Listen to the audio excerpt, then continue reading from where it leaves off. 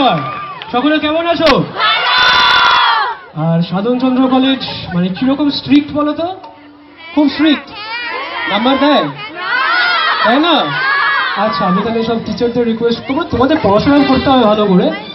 কে বলছে? আমি একজন নিজের স্টুডেন্ট, মাস্টার এসে যাই হোক।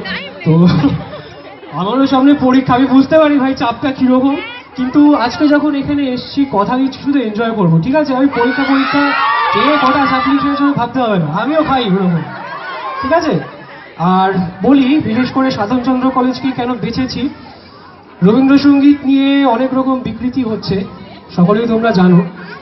অনেকে অনেক রকম আজে বাজে কটু শব্দ দিয়ে রবীন্দ্রসঙ্গীত গাইছে, সেগুলো ভাইরাল হচ্ছে।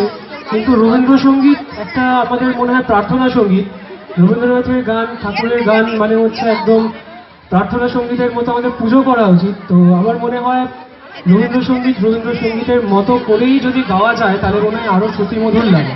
তাই তোমাদের এই মঞ্চটাকে আমি বেছে নিয়েছি। থ্যাংক ইউ সাধনচন্দ্র কলেজ আমাকে পারমিশন দেওয়ার জন্য। সচরাচর আমি কোনো কলেজ থেকে রবীন্দ্রসঙ্গীত দিয়ে উঠি না, তো আজকে খুব ভালো একটা সুযোগ পেয়েছি। আমি জাস্ট এই মেসেজটা তোমাদের দিতে চাই যে রবীন্দ্রনাথের গান যদি গাইতে হয়, রবীন্দ্রনাথ ঠাকুরের যেরকম ভাবে লিখে গেছেন, শুরু করে গেছেন, সেভাবেই গাইতে হবে বস।